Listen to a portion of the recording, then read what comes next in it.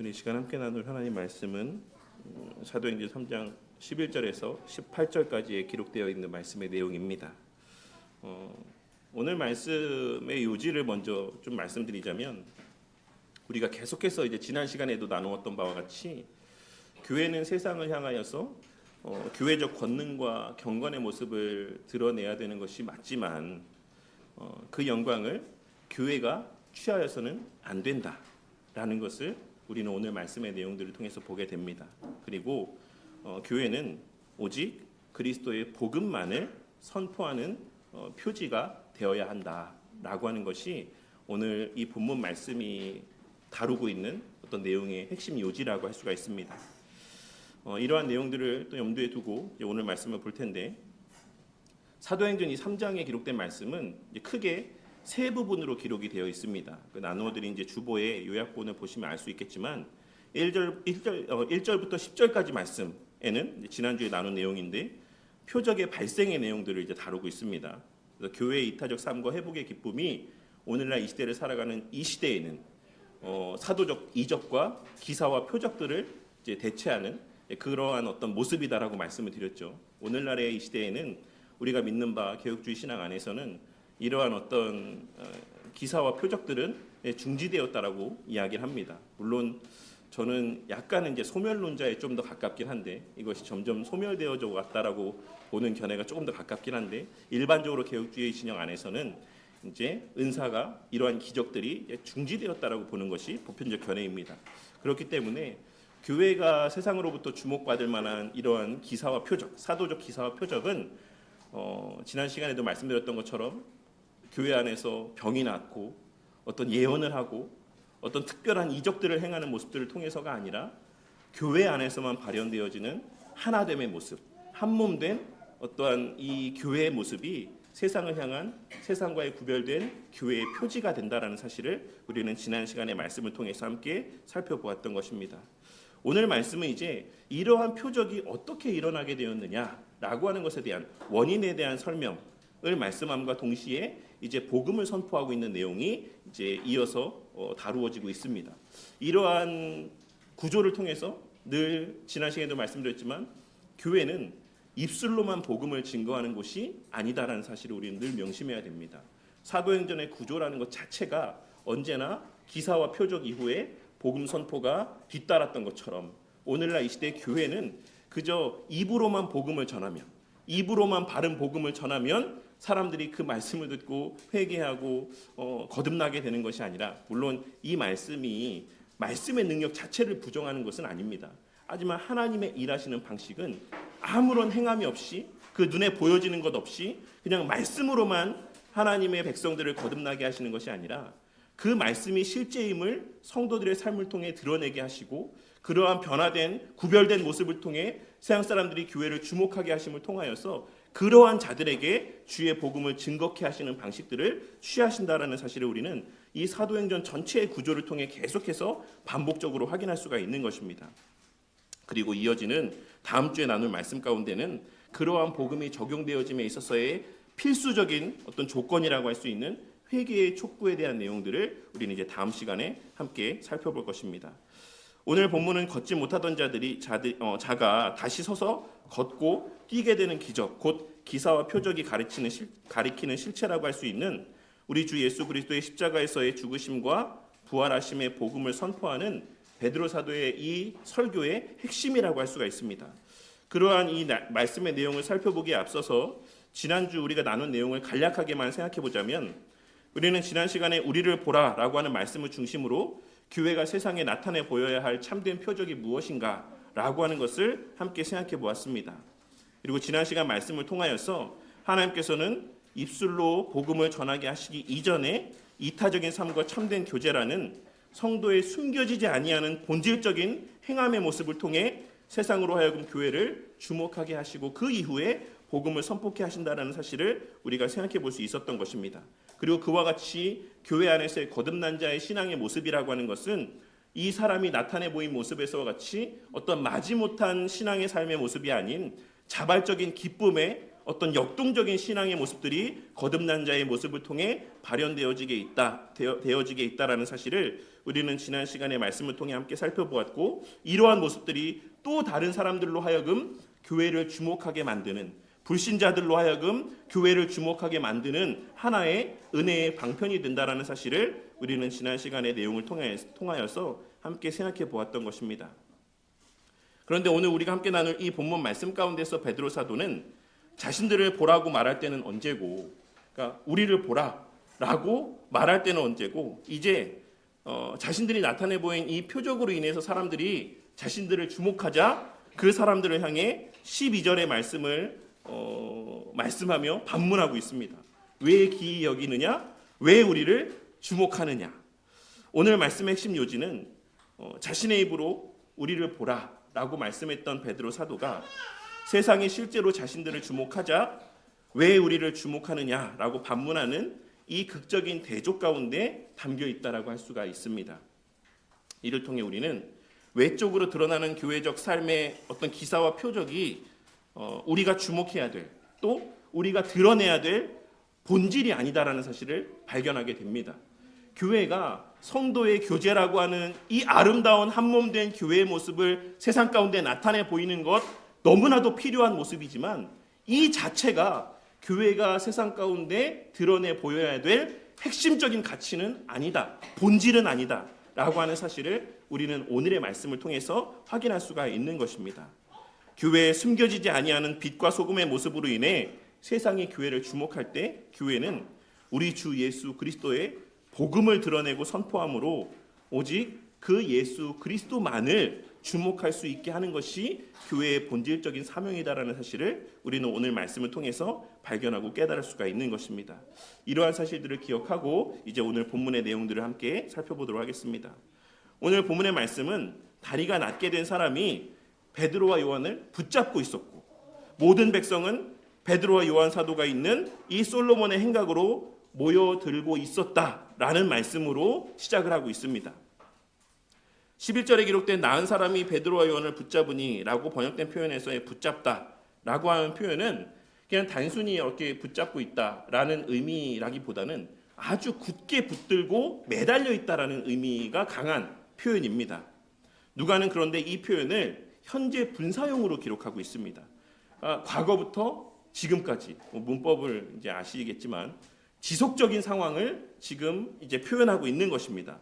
이 말씀이 의미하는 바가 무엇이겠습니까?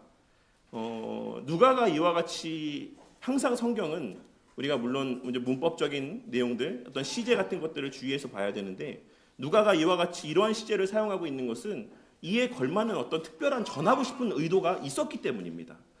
그리고 그와 같이 현재 분사형으로 기록하고 있는 이유는 이 사람이 언제부터 이 사도들을 붙잡고 있었는가 라고 하는 것을 나타내 보여주기 위함이라고 할 수가 있습니다. 그럼 언제부터였겠습니까? 우리가 앞선 말씀에서 보았던 것처럼 낫게 된 이후부터 이 사람은 계속해서 사도들을 굳게 붙잡고 있었다. 이 모습이 좀 상상해 보면 되게 우스꽝스러울 수 있는데, 마치 어린 아이들이, 자녀들이 그 부모의 옷자락을 끝까지 막 이렇게 붙들고 다니면서 엄마가 막 좀 놔라, 너무 귀찮다 막 이렇게 할 정도로 막 이렇게 붙들고 있는 그런 모습을 말씀하고 있는 겁니다. 그러니까 이 낳은 사람은 그 낳은 당시부터 오늘 말씀에 이르는 이 시간까지 계속해서 사도들을 붙잡고 있었다라는 사실을 누가는 아주 생생하게 이 표현을 통해 묘사해주고 있는 것입니다. 그런데 여기서 우리는 10절에 기록된 내용의 반복을 보게 되는데, 10절에서도 이미 사람들이 놀랬다, 심히 놀라고 놀랐다 라고 기록하고 있고, 11절에서도 또 누가는 사람들이 크게 놀랐다 라고 표현을 하고 있습니다. 이러한 반복적인 표현은 물론 제가 수요일에도 말씀드렸지만 성경에서의 반복은 강조의 의미를 담고 있기도 하지만, 사실 오늘 말씀에서의 같은 경우에서는 사실 그 놀람의 당사자들의 어떤 좀 차이가 있음을 또한 우리는 발견할 수가 있습니다. 왜냐하면 지난 시간에 이 사건이 일어난 장소는 성전 미문 앞이었고, 오늘 말씀은 솔로몬의 행각이었습니다. 이 둘 사이에는 사실 공간적인 어떤 갭이 있고 공간적인 갭이 있다라는 것은 비록 그 시간적인 차이가 아주 미미할지라도 시간적인 갭이 있다라는 것을 의미한다라고 할 수가 있습니다. 그러니 오늘 말씀에서의 논란 대상들은 이제 10절 지난 시간에 나눈 말씀에서의 논란 대상들은 이 사람이 낫는 것을 직접적으로 보았던 사람들의 놀람을 말씀하고 있는 것이고, 오늘 말씀에서의 이 놀라서 사람들이 막 모여들었다라는 말은 이 사람을 알고 있었던 사람들이 그 사람이 낫대, 정말 오랜 시간 걷지 못하고 구걸하며 살았던 그 사람이 낫게 됐대 라고 하는 말을 듣고 놀라며 모여드는 사람들을 말씀하고 있는 것이다라고 할 수가 있는 것입니다. 그런데 여기서 크게 놀랐다라고 번역된 이 표현 또한도 그냥 일반적인 어떤 놀라움 정도의 의미가 아닌, 사실 원어의 의미는 경악에 빠지다, 어떤 극도의 충격을 받다라는 정도의 뉘앙스를 지니고 있는 표현입니다. 그러니 이 사람이 낳은 사건이 당시 사람들에게 이 정도의 충격이었다라고 하는 사실은 이 사람이 정말로 오랜 시간 이 자리 가운데 앉아 있었으며 잘 알려진 사람이었다라는 사실을 우리에게 알 수 있게 해줍니다. 그리고 또 한 가지, 다들 이제 거의 대부분이 부모이시니까 자신의 자식이 날 때부터, 지난 시간 말씀에 따르면 복중에서부터 걷지 못하는 상태로 출산되어서 태어났다라고 하면 그 어느 부모가 그렇게 태어난 자식을 바라보며 이런 표현을 쓰면 안 되는데 이제 이건 예니까 네 팔자다 이렇게 팔자라는 표현 쓰면 안 됩니다 원래. 어쨌든 네 운명이다, 어쩔 수 없지라고 생각하는 부모가 누가 있겠습니까? 어떻게 하면 이 자식이 걸을 수 있게 될까를 백방으로 수소문하는 것이 일반적인 부모의 모습이라고 할 수가 있습니다. 그러니 오늘 말씀에서의 사람들이 놀랐다라는 말은 사실 본문에 명시적으로 기록되어 있지는 않지만 우리가 갖고 있는 상식선에서 생각해 보았을 때 이 사람이 병이 낫기 위한, 다시 걸을 수 있기 위한 많은 노력들을 했었다라는 것이 암시되어져 있습니다. 그런 노력 가운데도 이 사람은 낫지 못했기 때문에 지난 시간에 이 사람이 베드로와 요한에게 구할 때 자신의 병 낫는 것을 구하지 않았어요. 이 말은 이 사람의 마음 가운데 나는 절대로 다시 걸을 수 있는 일이 없어. 왜? 나는 어떤 노력을 다 기울여 봤는데도, 내가 할 수 있는 모든 것을 다 해봤는데도 나는 나을 수 없었어. 그러니 이제 나는 낫는 거는 이제 포기했어. 나는 그저 하루하루 동전 몇 잎으로 연명하는 것, 그것이 내가 바라는 것에 다야 라는 생각 가운데 살고 있었기 때문입니다. 그러니 그러한 사람이 낫게 되었대, 그 사람이 다시 걷게 되었대, 뛰게 되었대 라고 하는 말은 당시 사람들에게 있어서 너무나도 경악스럽고 극도의 충격적으로 다가오는 소식이었을 것이다라고 할 수가 있는 것입니다. 그래서 그 사람들이 만사를 제쳐놓고 정말이야? 정말 그 사람이 걷게 되었어? 라고 하는 것을 보기 위해 지금 이 솔로몬 행각, 이 사람이 있는 자리로 모여들었다라고 할 수가 있는 것입니다.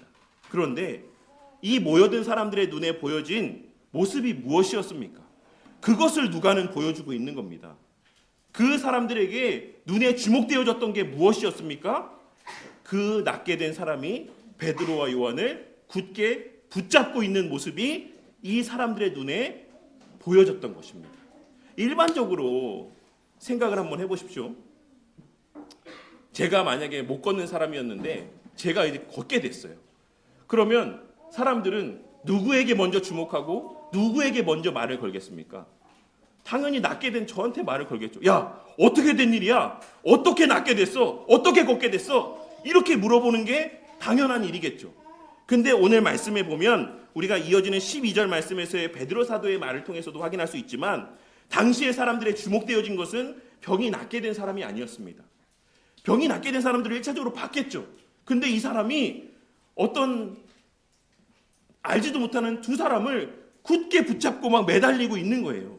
그러니까 자연스럽게 이 모여든 사람들의 눈에 주목되어진 것은 누구였겠습니까? 베드로와 요한이었던 것입니다.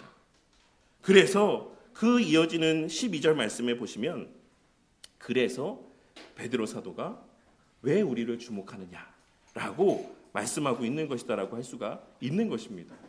그러니까 이 말에는 사람들이 베드로 사도를 주목했다라는 사실이 전제되어 있는 거예요. 칼빈 주석이나 여러 WBC 주석이나 그 외의 주석들의 내용을 보면 그러한 내용들이 이 사실에는 전제되어 있다라는 사실을 말씀해주고 있습니다.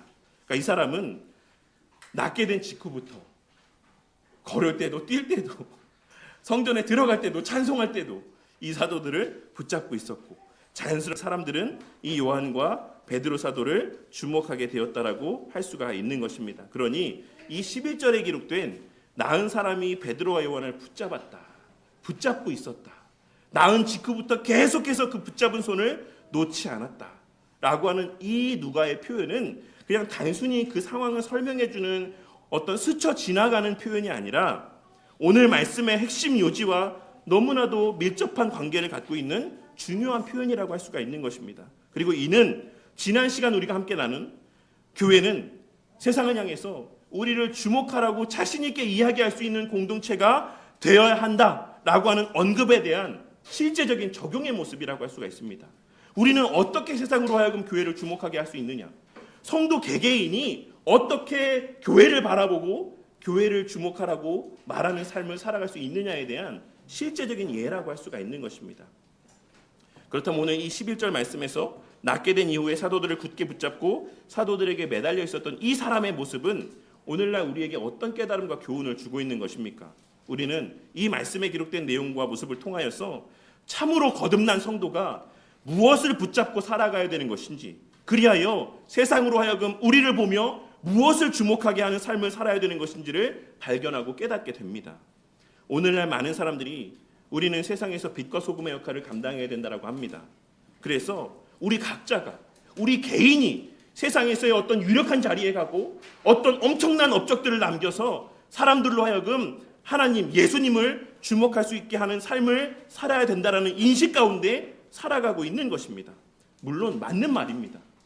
우리 개인을 통해서 그리스도를 바라보게 하는 삶을 살아가는 것, 그것이 우리에게 주어진 본분은 맞다라고 할 수가 있는 것입니다. 하지만 동시에 이는 좀 틀린 말이기도 합니다. 왜냐하면 뒤에서도 언급하겠지만, 그리고 우리가 소요리 문답이나 하이델베르크 요리 문답이나 기독교 강요나 개혁주의에서 말하는 수도 없는 이 교리와 어떤 신앙 고백의 내용에서 확인할 수 있는 것처럼 본질적으로 복음은 개인을 통해 선포되지 아니하고 교회를 통해 선포되어지는 것이기 때문입니다. 그렇게 우리는 우리 각자가 예수님을 드러내는 삶을 살기 위해 애써야 되는 것은 맞지만, 우리 자신이 빛과 소금으로서 하나님의 영광을 드러내는 삶을 살아가는 것이 맞지만, 그 목적이 우리가 주목되어지는 삶을 향해서 살아가서는 안 된다는 것입니다. 결국 우리의 삶의 그 어떤 본질적인 토대는, 우리의 삶의 어떤 그 중심은 교회라는 공동체 안에 뿌리를 내리고 삶을 통해 사람들로 하여금 교회를 주목하고 교회로 발걸음할 수 있는 그러한 삶을 살아가는 자들이 되어야 마땅하다라고 할 수가 있는 것입니다. 우리가 그리스도 안에서 거듭나 그리스도의 몸된 교회가 된 것이 맞다라고 한다면, 우리는 이제 내 개인의 어떠함을 드러내거나 내 개인이 주목을 받는 삶이 아닌 우리가 속한, 우리에게 속하게 하신 이 교회라는 공동체를 중심으로 살아가며 이 공동체를 붙잡고 살아감 가운데 교회가 주목되어지는 삶을 살아가는 자들이 되어야 한다는 것입니다. 그러할 때 세상은 세상과 구별된 우리의 모습을 바라보며 우리가 속한 교회라는 공동체를 주목하게 됩니다. 저 사람이 다니는 교회가 어떤 교회이기에 저 사람은 다른 여느 교회 다니는 사람들과 다를까? 저 사람이 다니는 교회에서 무엇을 말하고 가르치길래 저 사람은 우리와 같지 않을까? 저 사람은 어떻게 저렇게 말하고 행동하며 살아갈 수가 있는 것일까? 라고 하는 말들이 우리의 삶을 통해 고백되어질 수 있어야지만 된다는 것입니다. 거듭난 자는 분명한 삶에서의 방향 전환이 있어야 되는 것이고, 그 방향은 하나님이고 예수님인 것이며, 그것은 곧 교회를 향한 삶을 살게 된다는 것과도 동일한 의미다라는 사실을 우리는 잊어서는 안 된다는 것입니다. 다시 한번 말씀드리지만 오늘날 이 시대에 그리스도와 교회를 분리하는 이 사고를 늘 경계하고 살아가는 우리 성도님들이 되시기를 바랍니다. 오늘날 너무나도 적지 않은 사람들이 나는 예수님은 믿지만 교회는 다니지 않는다. 나는 신앙은 있다. 나는 예수님 믿는다. 하지만 교회는 다니고 싶지 않다. 라고 말하는 자들을 보게 될 때가 너무나도 많이 있습니다. 특별히 코로나 시대를 지나면서 우리 주변에 있는 가까운 분들 가운데서도 그 이후로 교회를 다니지 않는 분들이 많이 있는데 그분들에게 여쭤보면 저는 기독교입니다. 저는 예수님 믿습니다. 라고 이야기하는 것을 너무나도 쉽게 보게 되는 것입니다. 하지만 성경에서 그 어디에도 예수님을 믿는데 교회에 속하지 않고 살아가는 신자는 성경 그 어디에서도 찾아볼 수 없다는 사실을 우리는 잊어서는 안 될 것입니다. 바울 사도는 우리가 보기에 너무나도 문제가 많았던 고린도 교회를 향해서도 다음과 같이 말씀했습니다. 고린도에 있는 하나님의 교회, 곧 그리스도 예수 안에서 거룩하여지고 성도라 부르심을 받은 자들. 고린도 교회가 어떤 교회였습니까? 오늘날 이 시대에 만약에 우리 주변에 그런 교회가 있으면 성도님들은 그런 교회 보면서 뭐라고 말씀하실 것 같으십니까? 야, 저건 교회도 아니야. 저게 어떻게 교회야? 라고 말할 만한 여러 허물들이 있는 교회였지만 바울 사도는 그러한 교회를 향해서도 고린도에 있는 하나님의 교회, 곧 그리스도 예수 안에서 거룩하여지고 성도라 부르심을 받은 자들이라고 말하고 있음을 우리는 늘 명심하고 살아가야지만 되는 것입니다. 이 사실을 깨닫고 오늘날 이 시대에 너무나도 많은 사람들이 내 개인이 어떤 존재가 되어서 나라는 개인이 하나님의 영광을 드러내고 나라는 개인이 예수님의 복음을 전하는 통로가 되는 삶을 살기를 바라지만 예수님의 복음은 본질적으로 주의 몸된 교회의 강단에서 선포되어지는 말씀을 통해 증거되어지는 것임을 깨닫고 그러한 목적으로 세우신 교회를 귀하게 여기며 교회를 붙잡고 교회의 중심에 어떤 삶을 살아가는 자들이 되어 우리의 삶을 통해 교회를 사람들이 주목하게 되는 은혜의 역사가 나타나게 되기를 바랍니다. 그렇다면 우리의 삶을 통해 하나님의 택하신 자들이 교회를 주목하게 될 때 이제 그렇게 우리의 어떤 구별된 삶의 모습을 통해서 저 사람이 다니는 교회는 어떤 교회야? 저 사람은 교회에서 뭘 배우길래 저렇게 좀 구별된 어떤 차별된 모습을 나타내 보이는 거야? 라고 말하며 우리의 속한 교회를 주목하게 될 때 교회가 나타내야 될 반응은 무엇입니까? 그것이 바로 이어지는 말씀에서의 베드로 사도의 말씀 가운데 담겨 있는 내용이라고 할 수가 있습니다. 베드로 사도는 사람들의 시선이 자신들에게 주목되자 즉각적으로 12절에 기록된 말씀을 선포합니다. 이스라엘 사람들아, 이 일을 왜 기이히 여기느냐? 우리 개인의 권능과 경건으로 이 사람을 낫게 한 것처럼 걷게 한 것처럼 왜 우리를 주목하느냐? 여기서 베드로 사도는 두 가지를 부정하고 있습니다. 첫째는 자신들의 권능을 부정하고 있고 둘째로는 자신들의 경건의 능력을 부정하고 있습니다. 첫 번째는 기적을 일으킬 수 있는 내재적인 능력이 있다라는 사실을 거부하고 있는 겁니다. 이 말이 의미하는 바가 무엇입니까? 교회 자체, 교회라는 공동체 자체에는 사람을 거듭나게 할, 낫게 할 능력이 없다라고 말씀하고 있는 것입니다. 로만 가톨릭 교회는 교회의 권능이 있다라고 말하죠. 말씀보다 교회가 더 우위에 있다라고 말합니다. 하지만 우리는 이 베드로 사도의 말씀을 통해서도 왜 우리를 주목하느냐? 우리의 권능이 이 사람을 낫게 한 것처럼 왜 우리를 주목하느냐라고 하는 이 말씀을 통해서도 교회가 사람을 거듭나게 하는 것이 아니다. 교회의 권능이 사람들을 거듭나게 하는 것이 아니다라는 사실을 발견하고 깨달을 수가 있는 것입니다. 둘째로는 우리의 경건이 이 사람을 낫게 한 것처럼 왜 우리를 주목하느냐라고 말씀하고 있습니다. 이는 우리의 이 능력이 우리의 어떤 외적인 행함에 있는 것이 아니다라는 것을 말씀하고 있는 거예요. 우리가 많이 기도해서 우리가 어떤 특별한 신앙의 열심을 나타내 보여서 이 사람을 낫게 한 것처럼 왜 우리를 주목하느냐라고 말씀하므로 사람을 거듭나게 하는 것은 사람의 외적인 열심이나 어떤 경건에 있는 것이 아니다라는 사실 또한도 우리에게 말씀하여 주고 있는 것입니다. 이는 이제 이후에 이어지는 복음을 더 선명하게 드러내기 위한 토대라고 할 수가 있어요. 그럼 사람들은 무엇을 생각하겠습니까? 그러면 도대체 이 사람은 어떻게 난 것이냐라고 하는 생각을 이제 갖게 되겠죠. 우리는 이러한 베드로 사도의 말씀을 통해서 오늘날 이 시대에도 여전히 갖고 있는 사람들의 많은 오해에 대해서 좀 그 잘못됨을 깨달을 수 있어야지만 됩니다. 베드로 사도의 이 말씀은 단순한 어떤 겸손의 표현이 아니라 이 사람의 낫게 된 원인이 사도들의 능력이나 종교적인 공로에 있다는 신인 협력적인 어떤 인본주의적인 사고를 원천적으로 차단하고 있는 말씀을 지금 들려주고 있는 것이다라고 할 수가 있는 것입니다.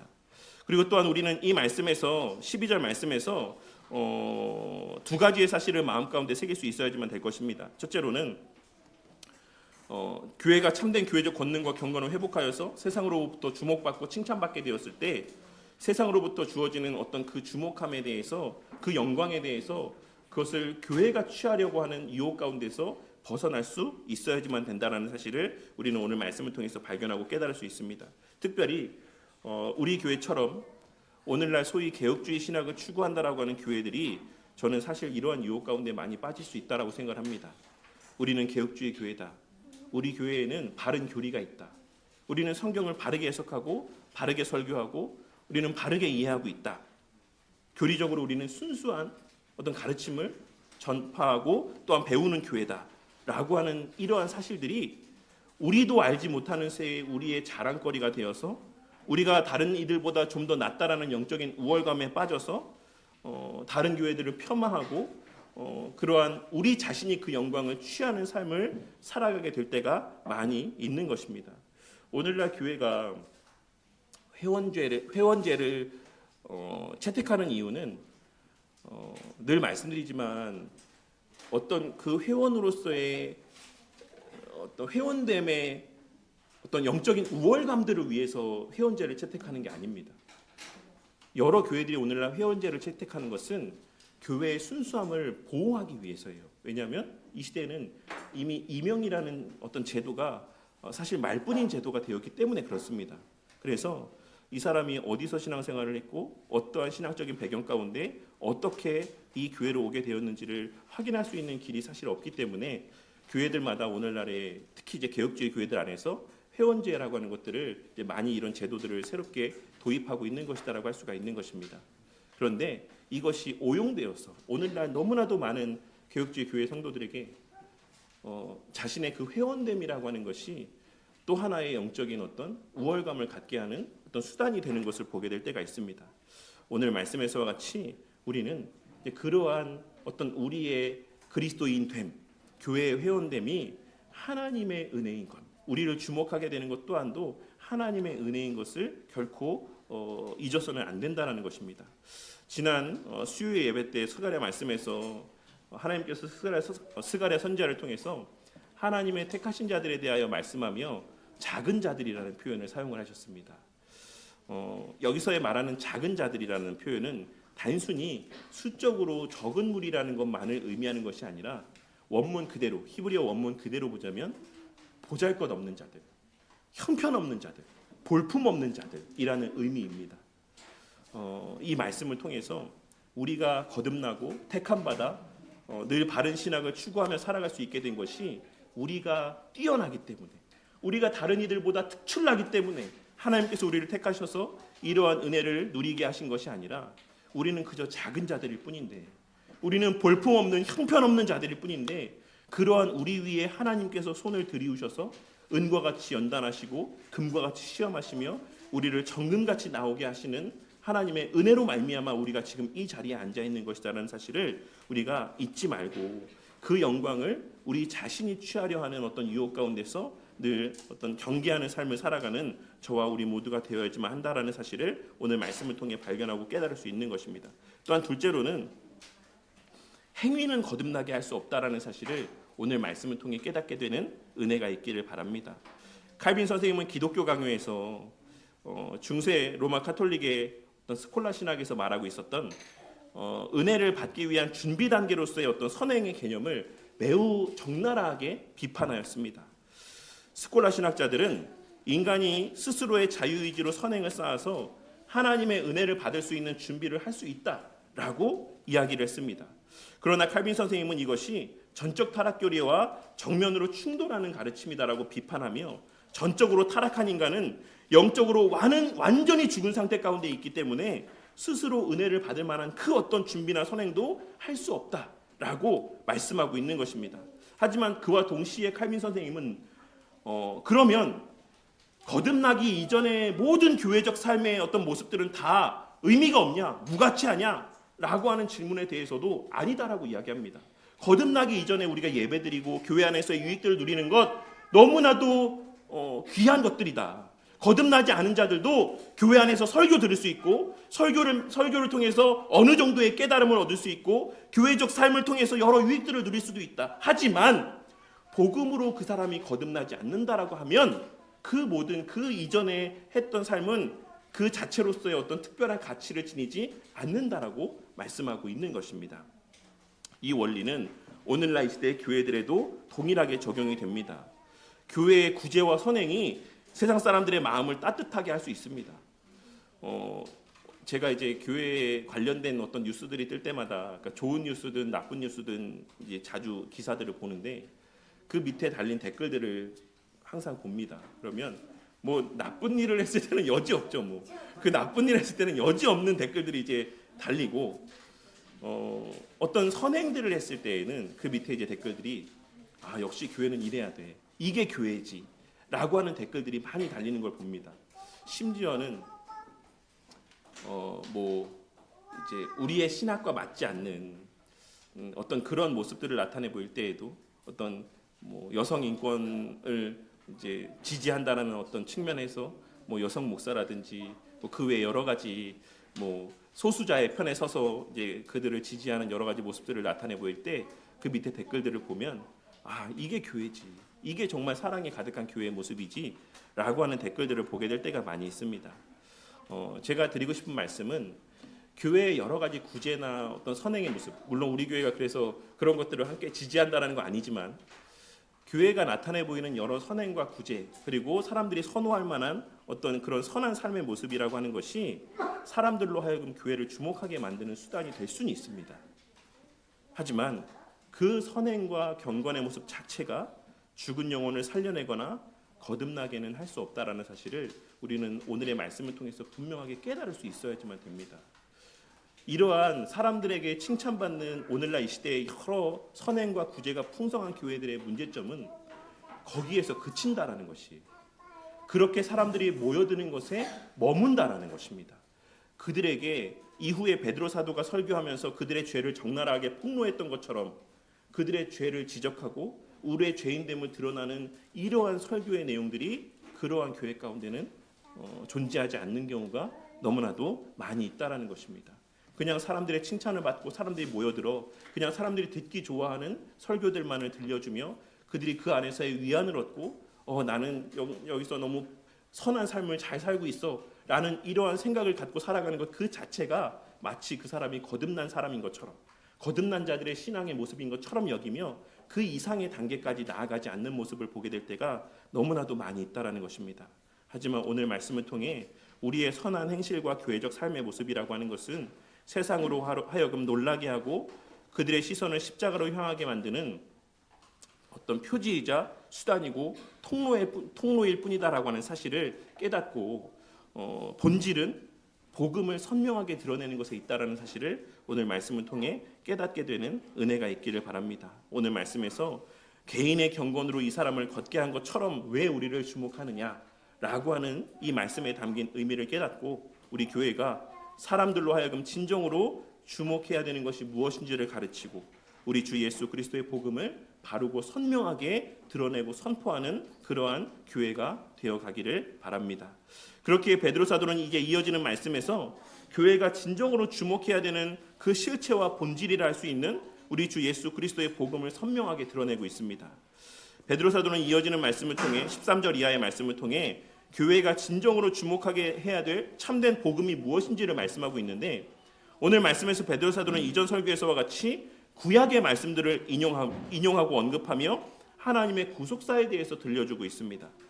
베드로 사도가 말씀하고 있는 13절 말씀에서의 아브라함과 이삭과 야곱의 하나님, 곧 우리 조상의 하나님이라고 하는 표현은 단순한 어떤 수사학적인 표현이 아닌 출애굽기 3장 6절에 기록된 구약의 언약 공식을 의도적으로 상기시켜주는 말씀입니다.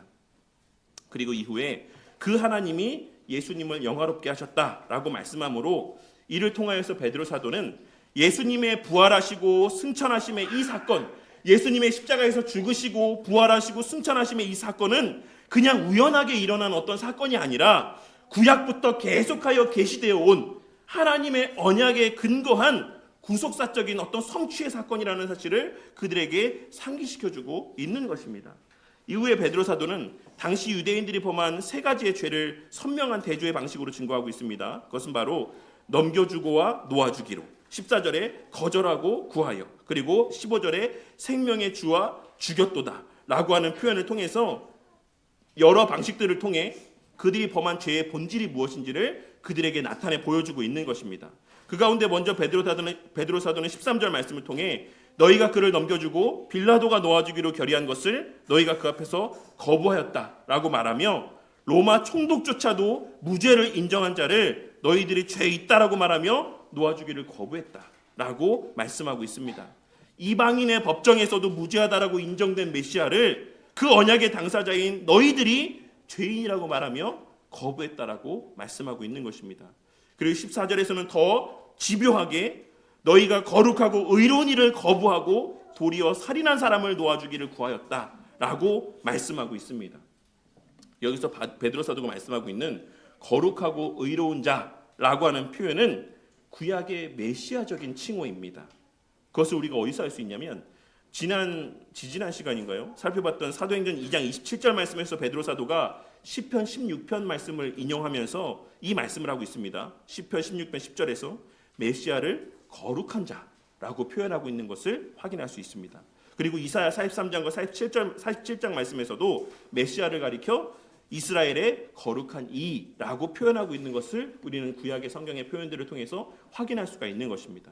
그리고 특별히 이사야 53장 말씀에서 우리는 하나님께서 예수님에 대해서 말씀하며 나의 의로운 종이다 라고 말씀하고 있는 것을 알 수가 있는데, 베드로 사도가 지금 오늘 말씀하고 있는 그 이면에는 이 이사야 53장의 배경이 그 이면에 짙게 깔려있다라고 할 수가 있습니다. 베드로 사도는 이미 앞선 13절에서 예수님을 의도적으로 뭐라고 표현하고 있습니까? 종이라고 표현하고 있는 것을 알 수 있습니다.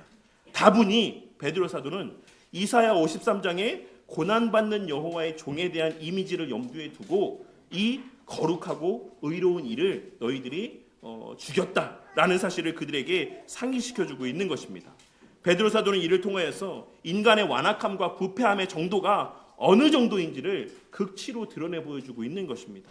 인간은 자신들을 구원하기 위하여 고난받는 종으로 오신 거룩하고 의로우신 이를 의도적으로 거부하고 도리어 그의 생명을 빼앗는, 그들의 생명을 빼앗는 자들을 선택하는 자들입니다.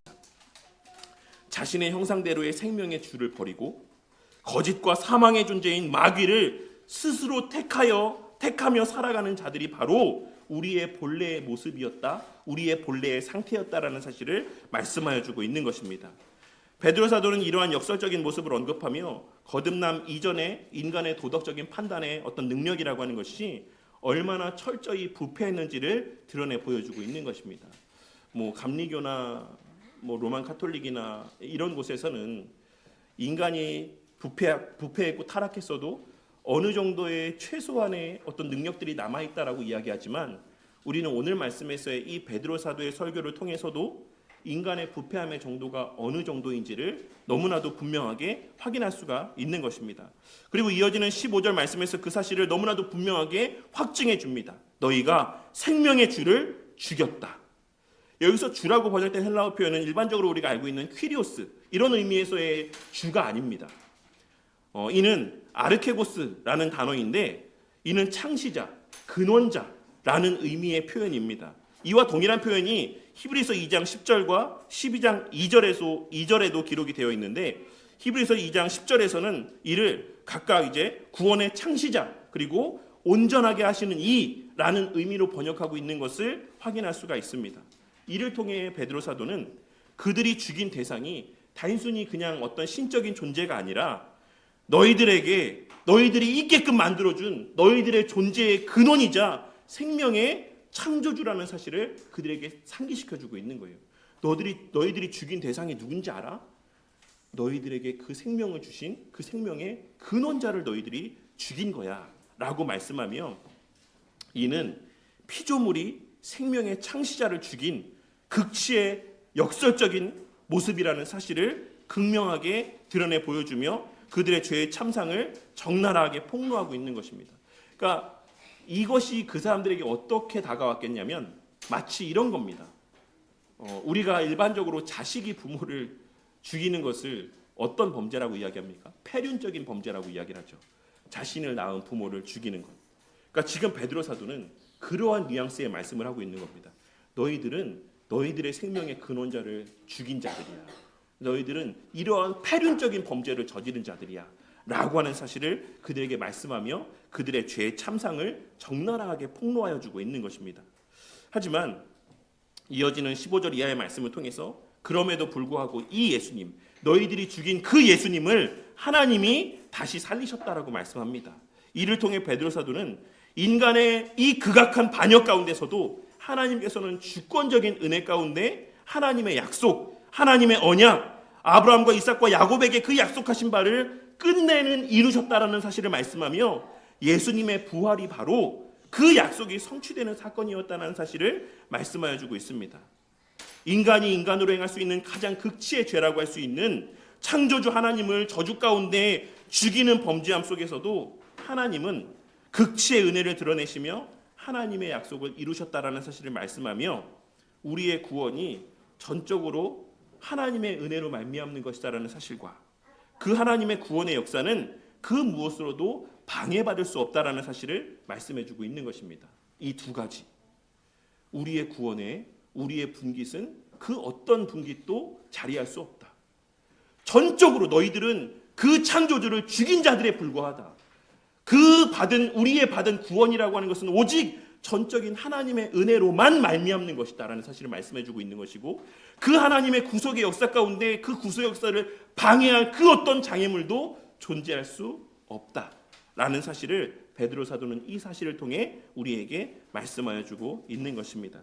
그리고 이어지는 16절 말씀을 통해 이제 바로 그 예수 그리스도의 이름이 바로 우리의 구원의 유일한 길이다라는 사실을 말씀하여 주고 있습니다. 하나님의 이루신 그 일은 오직 그 예수 그리스도의 이름을 믿음으로 말미암아 적용되어지는 것이다 라고 말씀하여 주고 있는 것입니다. 그런데 우리 성도님들은 이 16절 말씀을 자세히 좀 보셔야지만 됩니다. 이 16절 말씀에서 베드로 사도가 두 가지의 원인을 말씀하고 있어요. 이것이 너무 중요합니다. 그냥 우리는 스쳐 지나갈 수 있는 말씀이지만 이 16절 말씀에서 베드로 사도가 말씀하고 있는 것을 가만히 들여다보면 그 이름을 믿음으로 그 이름이 너희가 보고하는 이 사람을 낫게 했다라고 말씀하고 있고, 또 무엇을 말씀하고 있습니까? 예수로 말미암아 난 믿음이 너희 모든 사람 앞에서 이같이 완전히 낫게 하였느니라 라고 말씀하고 있는 것입니다. 무엇입니까? 두 가지.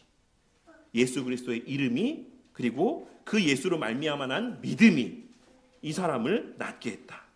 이 두 가지가 의미하는 신학적인 의미가 무엇입니까? 첫째는 객관적으로 성취된 예수 그리스도의 이름을 의미합니다. 지난 시간에 말씀드렸던 것처럼 이 예수님의 이름이라고 하는 이 표현 가운데는 어떤 의미들이 담겨 있다라고 말씀드렸습니까? 여기에는 예수님의 이루신 객관적 구속의 사역의 내용들이 다 담겨 있다라고 말씀드렸습니다.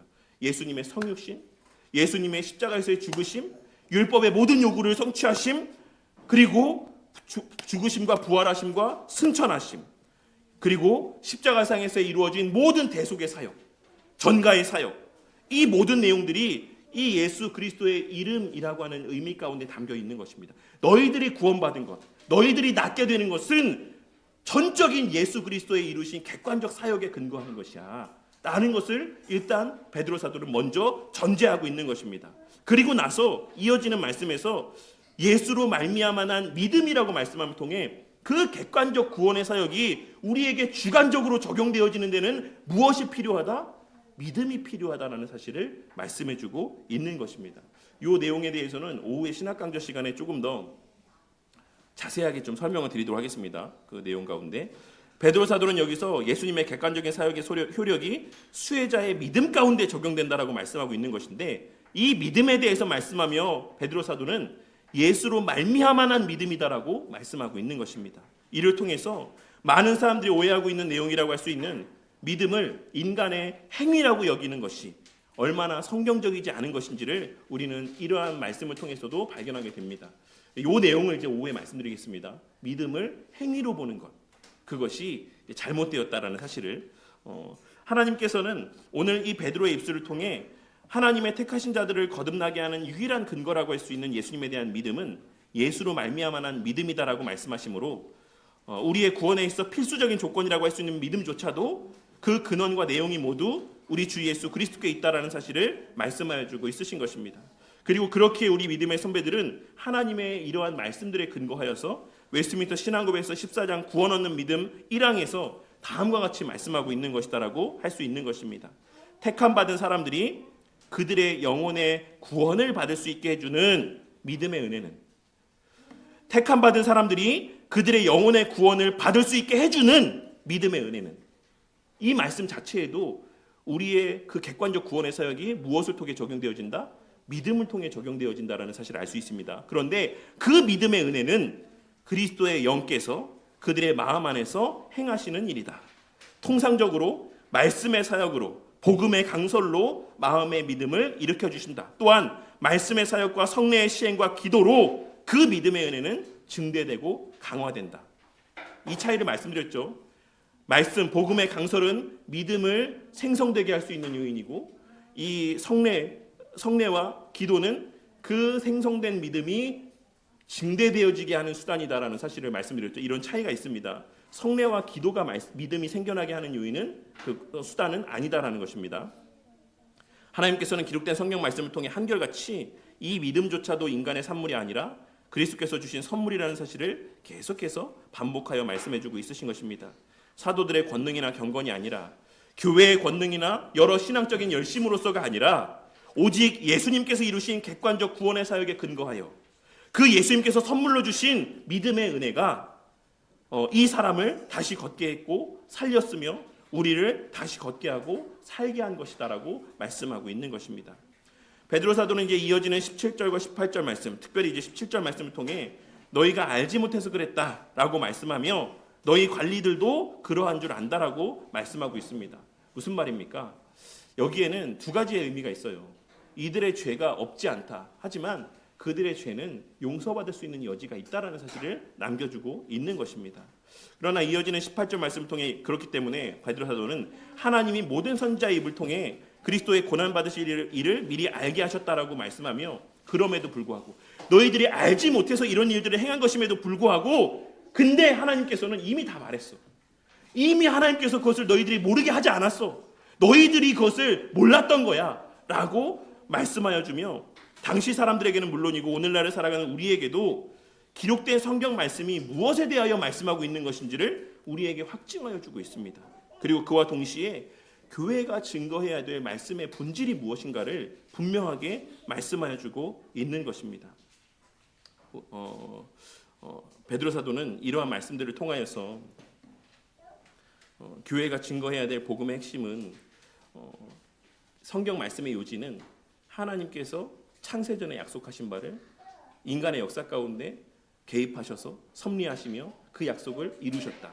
그 약속의 실체가 우리 주 예수 그리스도다 라고 하는 사실을 드러내 보여주는 것, 이것이 바로 성경이 말하는 요지다라는 사실을 성도들에게 바르게 전할 수 있어야지만 된다라는 사실을 우리에게 말씀하여 주고 있는 것입니다. 그리고 더 나아가 그로 말미암아 이 땅에 임하게 될 하나님의 나라는 예수님께서 그러하셨던 것처럼 성도들의 고난 가운데 누려지고 만끽되어지며 그 아름다움과 영광을 드러내는 것이다라는 사실을 말씀할 수 있어야지만 됩니다. 이 말을 오해하지 마시기 바랍니다. 하나님의 나라가 예수님께서 그러하셨던 것처럼 성도들의 고난 가운데 누려지고 만끽되어진다. 이 말씀의 의미를 오해하지 마시기 바랍니다. 여기서 말하는 고난은 철저한 자기 부인의 과정을 말씀하고 있는 거예요. 성경은 메시아의 고난으로 하나님의 나라가 임하였고 성도의 철저한 자기 부인의 고난의 삶 가운데 그 하나님의 나라의 복을 함께 누리고 만끽해 가게 되어가며 장차 영광의 날에는 그 모든 고난, 죄의 존재로 인한 고난에서 완전히 벗어나 온전한 기쁨과 자유함 가운데 그 하나님 나라의 복을 더욱 풍성히 누리고 만끽하게 될 것을 말씀하고 있는 것입니다. 오늘 말씀을 통하여서 이러한 복음의 신비만이 하나님의 택하신 자들을 거듭나게 할 수 있고 그 거듭난 이후에 하나님 나라 백성으로서의 온전한 삶을 살아갈 수 있게 해준다라는 사실을 다시 한번 깨닫고 마음에 새기는 저와 우리 모두가 되기를 바랍니다. 우리 교회의 이타적인 삶, 서로를 향한 진실된 교제, 세상과 구별된 거룩한 삶의 모습들은 우리가 복음을 전하는 데 있어서 너무나도 필요한 모습입니다. 하나님께서는 우리의 이러한 복음적인 삶의 모습을 통해 사람들로 하여금 이미 임한 하나님 나라에 대한 관심을 갖게 하십니다.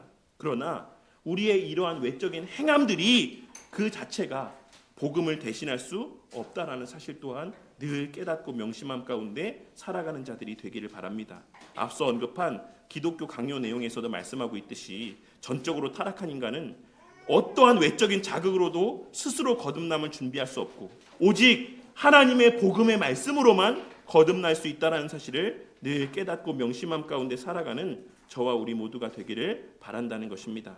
그리하여 목사는 목사의 자리에서 바른 복음을 전하기 위해 애쓰고 또한 성도들은 바른 복음을 전하는 것이 교회의 가장 우선된 사명인 것을 깨닫고 또한 목회자가 그 말씀 준비와 연구에 매진할 수 있도록 전념할 수 있도록 그 외에 또한 교회의 손과 발이 되어 교회의 모든 일들을 또한 감당하는 또한 열심을 나타내 보이는 진정한 한 몸으로서의 교회가 되어 가기를 바랍니다. 말씀을 마치겠습니다. 오늘 우리는 낫게 된 사람이 베드로와 요한을 굳게 잡고 매달려 있었던 모습을 통하여서 솔로몬 행각에 모여든 사람들의 시선이 사도들에게 쏠리는 장면과 또 그 모여든 자들의 시선을 사도들이 다시 우리 주 예수 그리스도께 돌리게 하는 베드로 사도의 설교의 내용을 함께 살펴보았습니다. 이 사실을 통해 몇 가지 사실을 마음에 깊이 새기는 우리 모두가 되길 바랍니다. 첫째로 거듭난 성도는 교회를 붙잡고 교회를 주목하게 하는 자들이 되어야 된다는 사실을 늘 마음에 새기고 살아가는 우리 모두가 되기를 바랍니다. 낫게 된 사람이 사도들을 굳게 붙잡고 매달려 있었던 것처럼 복음으로 거듭난 성도들은 우리 교단의 뭐라고 해야 되나요? 표어라 해야 되나요? 하나님 중심, 성경 중심, 교회 중심이라고 하는 이 말씀에서와 같이 개인의 영광이 아닌 교회 공동체를 중심으로 하는 삶을 살아가야지만 됩니다. 개인이 주목받는 것이 아닌 자신의 세상에서의 구별된 삶을 통해 교회가 주목되어지는 삶을 살아가는 자들이 되어야 한다는 것입니다. 왜냐하면 교회의 강단에서 선포되어지는 복음만이 하나님의 택하신 자들을 거듭나게 하는 유일한 수단이라고 할 수 있기 때문입니다. 둘째로 교회는 결코 그렇게 주목되어진 하나님의 영광을 자신이 취해서는 안 된다는 사실을 늘 명심하고 살아가는 우리 모두가 되기를 바랍니다. 세상이 교회를 칭찬하고 주목하였을 때 베드로 사도가 왜 우리를 주목하느냐고 반문했던 것처럼 우리 역시 하나님의 베푸신 은혜를 마치 우리의 공로나 우리의 특별함인 것처럼 여기며 하나님의 영광의 자리에 머무는 자들이 되어서는 안 된다는 것입니다. 특별히 우리 바른교회가 바른 신학을 추구한다는 사실로 말미암아 은연중에 영적인 우월감에 빠지고 교만에 빠져 다른 이들과 교회들을 폄하하는 자들이 되지 않도록 늘 경계하며 늘 우리 모두는 작은 자들이었다라는 사실을 명심함 가운데 살아가는 저와 우리 모두가 되기를 바랍니다.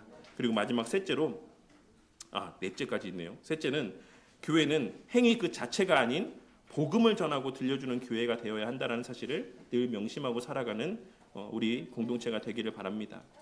이타적인 삶과 성도의 교제는 복음을 전하는 통로는 맞습니다. 그러나 살려내는 것은 오직 복음의 말씀뿐인 것을 기억하고 늘 복음을 전하는 것을 최우선의 목적으로 삼고 앞서 말씀드린 것처럼 목회자가 말씀 전하는 자가 하나님 말씀을 왜곡하지 않고 바르게 복음에 있는 그대로를 잘 전할 수 있도록 기도하며 또한 집중할 수 있도록 그 외의 모든 일들을 함께 나누어 짊어지며 교회를 섬기시는 우리 성도님들이 되시기를 바랍니다. 그리하여 교회가 우리 바른 교회가 교회의 그 본질적이고 가장 우선된 사명인 복음을 바르게 선포하는 사명을 늘 온전하게 감당해 가는 은혜가 있기를 바랍니다. 그리고 마지막 넷째로 교회가 선포해야 될 복음의 핵심은 우리의 죄인됨, 전적인 무능력함, 그리고 하나님의 전적인 은혜다라는 사실을 늘 명심하고 복음을 복음적으로 전하는 우리 바른교회 공동체가 되기를 바랍니다. 오늘 베드로 사도는 오늘 본문 말씀 가운데서 그들의 죄를 아주 적나라하게 폭로했습니다. 너희들은 정말로 폐륜적인 죄를 범한 자들이야 라고 말하였음에도 불구하고 이어지는 말씀에서 또한 뭐라고 이야기했습니까? 하지만 너희들이 몰라서 그런 줄 알아. 너희들이 다 몰라서 그런 거야 라고 말씀하며 그들에게 은혜의 어떤 통로를 열어주고 있다는 사실을 우리는 확인할 수 있습니다. 이러한 말씀을 통해 교회가 전해야 될 복음의 핵심과 그 복음을 전하는 데 있어서 교회가 놓치지 말아야 될 것은 언제나 우리의 죄인됨을 너무나도 명료하게 말씀을 통해서 드러내주되 그러한 우리를 향해 열려있는 하나님의 또한 은혜 또한도 그들에게 함께 들려주는 교회가 되어야 하며 또한 오늘 말씀에서의 베드로 사도의 어조와 같이 늘 복음을 복음적으로 전하는 교회가 되어야 할 것이다라고 생각합니다. 우리 바른교회가 늘 정죄만 하는, 늘 율법적인 설교로 왜 이렇게 하지 못하느냐, 저렇게 하지 못하느냐, 이러고도 성도라고 할 수 있느냐라고 이야기하며 정죄만 난무하는 교회가 아니라 정말 하나님의 복음을 복음적으로 전하는 교회가 되어서 하나님께서 사용하시는 이 말씀이라는 은혜의 방편을 통해 죽었던 생명이 다시 살아나고 또 연약에 빠졌던 자들이 다시금 힘을 얻게 되는 그러한 우리 바른교회 공동체가 되기를 바랍니다. 오늘 말씀을 마음 가운데 새기고 오늘 말씀의 교훈대로 행하는 교회가 되어서 다음 주에 나눌 말씀에서와 같이 교회의 설교를 통해 하나님께서 우리에게 주시는 회개가 촉구되어질 때 그 즉시 회개하며 돌이키는 역사가 나타나고 하나님의 객관적인 구원의 그 사역들이 우리 각자에게 날마다 더욱 풍성히 누려지고 만끽되어지는 그러한 우리 바른교회 공동체가 되기를 주님의 이름으로 간절히 축원합니다.